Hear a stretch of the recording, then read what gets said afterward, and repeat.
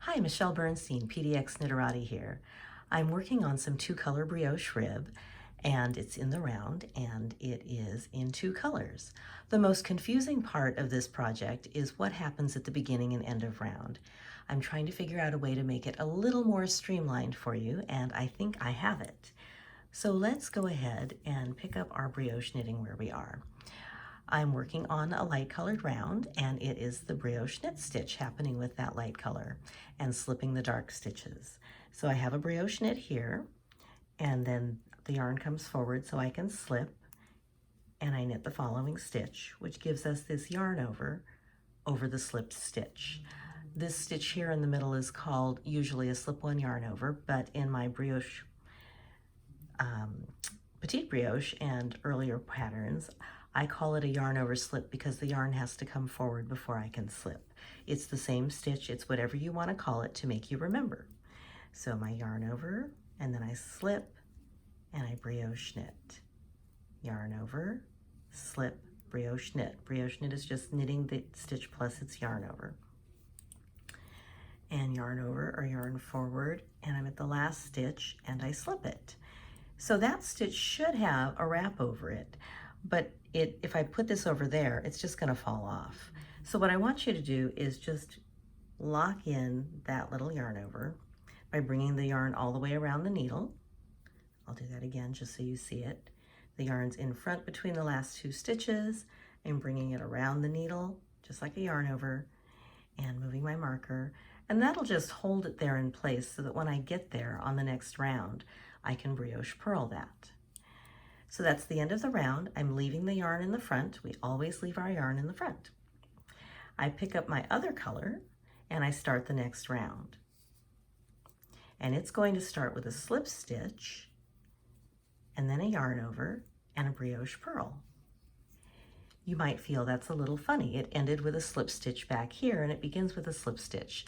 And yes, that's how you know you're doing it right. So you'll always end up with a slip stitch on either side of the marker, or a brioche purl followed by a brioche knit on the other side of the marker. It's an even number of stitches, that's why that happens. So here we go again. Slip, yarn over, brioche purl.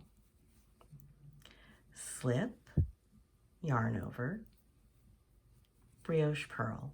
And brioche purl is just purling that purl stitch plus its little yarn over wrap together. But it's not purl two together because that's not two separate stitches. That is a single stitch that has a wrap. One more, slip, yarn over, brioche purl. Rather than make you watch me go all the way around so I can show you what happens when you come around again, I'm going to do a jump cut and you'll see that in just a second. And I'm back. Here I am finishing the brioche purl round with the dark color. Slip, yarn over, brioche purl, slip, yarn over, brioche purl, slip, yarn over, brioche purl, slip, yarn over, brioche purl, slip, yarn over, and brioche purl. That's the last stitch.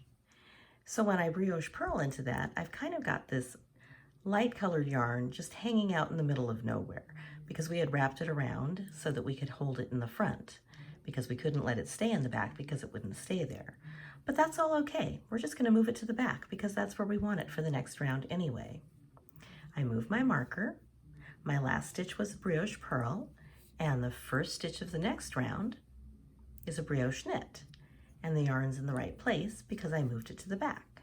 So brioche knit, yarn over, slip, brioche knit.